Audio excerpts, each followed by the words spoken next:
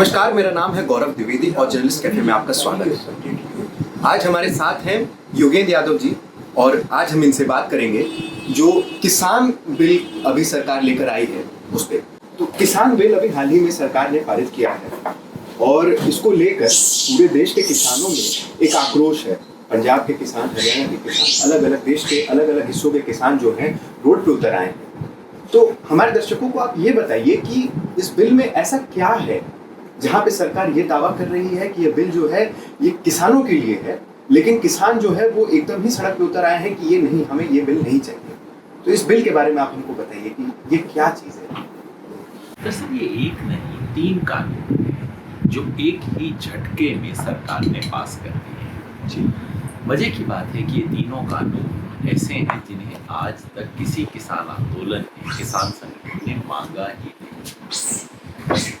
महामारी है, कोरोना है, किसान कहता है कि मुझे फसल का नुकसान हो गया, मंडी में बेच नहीं पाया, उसका मुआवजा दे दो, मुझे सस्ता डीजल दे दो, फसल का ठीक दाम दे दो। वो देने की बजाय सरकार कहती है कि हम आपके लिए बहुत बड़ी सौगात लेके आए हैं। अब ये सौगात ऐसी है जो ना किसी ने मांगी, न ही सरकार ने किसी एक भी किसान संगठन से परामर्श किया, न ही आज देश का एक भी किसान संगठन उसके पक्ष में। यहाँ तक कि संघ परिवार का जो किसान संघ है वो भी इससे दूरी बना लिए है। तो ये कैसी सौगात है जो किसी ने ना मांगी, ना चाहा, ना उसके स्वागत में खड़ा है और सरकार पीछे पड़ी है कि तुम्हें सौगात दे के रहेंगे।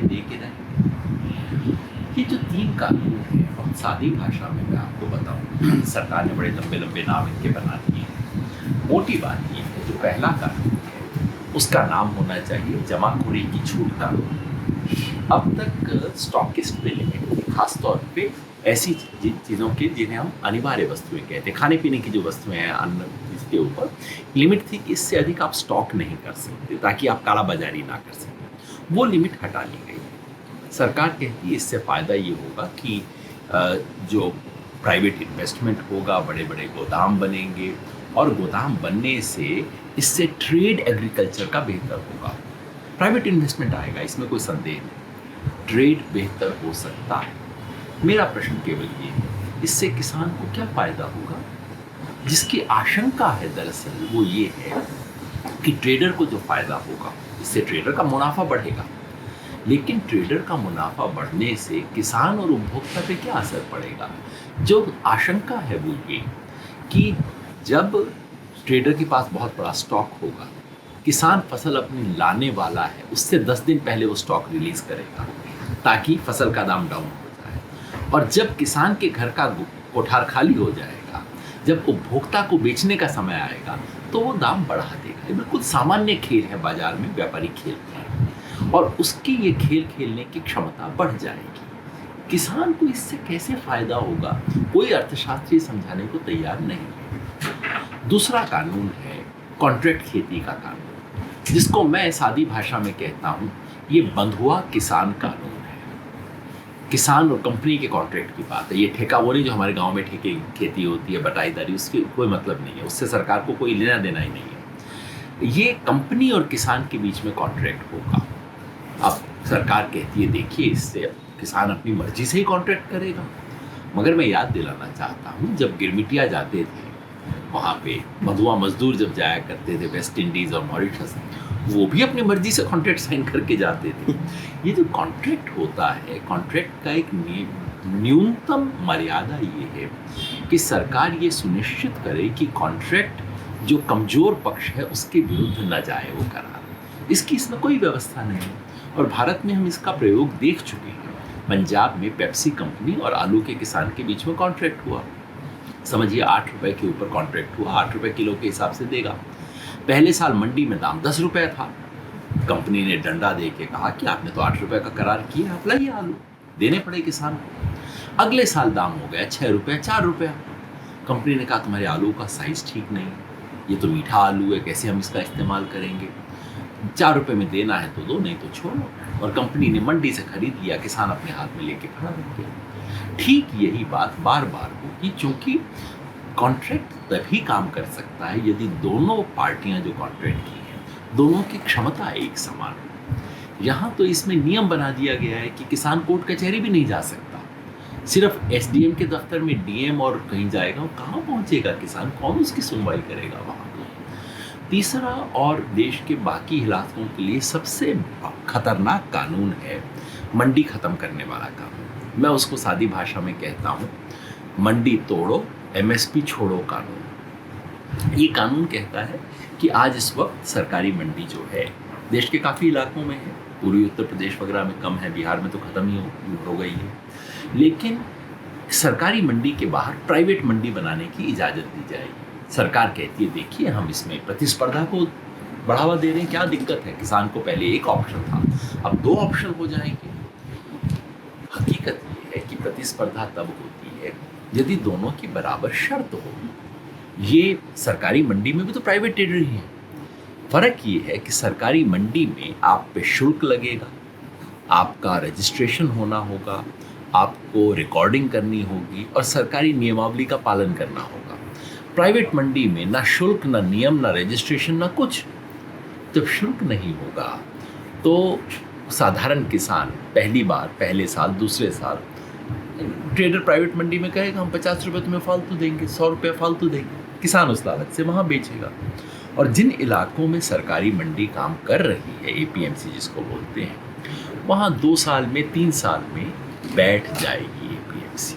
और किसान का डर ये है कि जब वो सरकारी मंडी बैठ जाएगी तो फिर उसके बाद वो क्या करेगा। ये जो मंडी की व्यवस्था है, देश के कोई आधे इलाकों में अब मंडी की व्यवस्था बनी है। मंडी की जो व्यवस्था है ये एक छप्पर है किसान के सर के ऊपर। छप्पर टूटा भी हुआ है, लीक भी करता है, किसान परेशान भी रहता है। और मोदी जी कहते हैं देखो बेचारे किसान का छप्पर तो लीक कर रहा है, ऐसा कीजिए इसका छप्पर ही हटा दो, उसको नीला आकाश दिखेगा, तारे दिखेंगे रात में, आज़ादी मिल गई किसान को। किसान कहता है मुझे ये आज़ादी नहीं चाहिए। किसान कहते हैं मुझे मंडी चाहिए। देश के आधे इलाके में समस्या ये नहीं है कि किसान को ज़बरदस्ती मंडी में बेचना पड़ता है, समस्या ये है कि उसके पास मंडी है नहीं बेचने के लिए। मंडी सरकार बनाए, सरकार गोदाम बनाए, इसमें सरकार पैसा लगाए, ये किसान चाहता है। किसान ये नहीं चाहता जो उसको दिया जा रहा है। तो इसलिए किसान के मन में अब डर है कि ले दे के सरकारी रेट पर न्यूनतम समर्थन मूल्य पे खरीद जहां जितनी हो जाती थी अब वो भी चली जाए और किसान बिल्कुल बाजार के हवाले छोड़ दिया जाएगा और देश में खेती में कंपनी राज स्थापित हो जाएगा। ये आशंका है और इसलिए देश के काफ़ी इलाकों का किसान अब इसके बारे में खड़ा हो रहा है, आंदोलित हो रहा है और किसान आंदोलन बहुत समय बाद दोबारा उभार ले रहा है। योगेन जी हमें ये बताइए कि किसान बिल के आने के बाद से अगर देखें तो देश भर के किसान में रोष तो है, लेकिन ये रोष पंजाब और हरियाणा में दिख रहा है। कि वहीं हम बात करें राजस्थान, उत्तर प्रदेश, बिहार की, अगर उत्तर प्रदेश की बात करें तो मतलब गैंगेटिक प्लेन्स हैं, ये गैंजेटिक प्लेन्स हैं, यहाँ पे ये जो रोष है उतना दमदार नहीं दिख रहा है। तो इससे हम क्या माने कि यहाँ के किसानों ने इस बिल को एक्सेप्ट कर लिया? 2 बात, एक तो दिखने की समस्या है और एक होने की समस्या है।